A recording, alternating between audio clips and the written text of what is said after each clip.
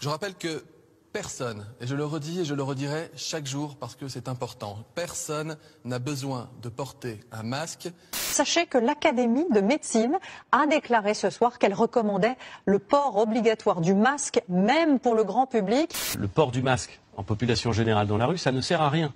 Pourquoi ils en mettent les autres ? Mais moi, je ne suis pas responsable du comportement des individus. Cet après-midi, l'Académie de médecine préconise le port obligatoire du masque pour tous. Pour la population en général, il n'y a aucune indication à porter un masque aujourd'hui. Nous avons des dizaines de millions de masques en stock. Tout cela a été préparé en amont. On se sent démunis. Faute de masques, les médecins en fait ont fermé leur cabinet et n'examinent plus leurs patients. Il ne faut pas porter de masque si nous ne sommes pas malades. Il ne faut pas porter de masque lorsqu'on n'est pas soignant. Et nous sommes capables d'avoir une gestion et un pilotage par l'État de tous ces masques dans la durée. S'il y avait des masques pour tout le monde, des milliards de masques, ce serait préférable d'en mettre ? Je ne pense pas que le fait que tout le monde porte un masque, évidemment, ça protège tout le monde. C'est le paradoxe de cette histoire, c'est que ce sont les Chinois qui manquent de masques et pas les Français. Absolument. Exactement. Voilà, c'est le contraire. Si je peux être provocateur, est-ce qu'on ne devrait pas faire cette étude en Afrique où il n'y a pas de masque, pas de traitement, pas de réanimation? Qu'est-ce que vous en pensez? Alors vous avez raison, et d'ailleurs on est en train de réfléchir en parallèle à une étude en Afrique justement pour...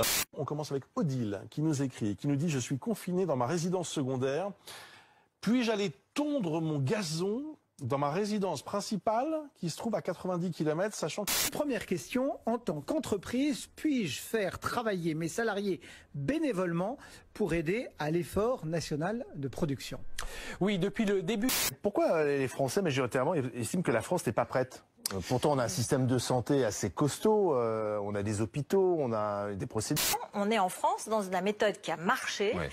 Je vais choquer tout le monde en disant ça, mais la pleurniche permanente hospitalière fait que on est en permanence au chevet de notre hôpital, peut-être de façon... Vous êtes dur, là. On ne peut pas facturer aux familles des frais pour un passage dans un entrepôt à Rungis. En fait, il y a 150 € de frais d'admission, à peu près. Ouais. Et on dit, en France, on a 6 jours pour inhumer une personne. Et forcément, comme les crématoriums et certains endroits, les délais sont un peu plus longs, donc les délais sont dépassés. Et à partir de là, à Rungis, on facture une journée supplémentaire 35 €. Et si la famille veut venir se recueillir, on paye pendant 1 heure, on lui laisse un espace pour 50 et quelques euros. On est quand même très surpris. Je pense qu'il faut poser la question au préfet, je ne sais pas. Nous leur devons évidemment les moyens, la protection. Nous serons là. Nous leur devons des masques, du gel, tout le matériel nécessaire. Et nous y veillons et y veillerons. Dans l'EHPAD, il n'y a aucune protection, il n'y a pas de masque. Là, on m'a donné des sacs poubelles que j'ai demandé pour aller faire les visites. Je n'ai pas de surchaussures, ils n'ont rien reçu comme équipement. Donc j'ai probablement du Covid sur mon pantalon. Les nouvelles blouses qui se déchirent, c'est normal. Voilà.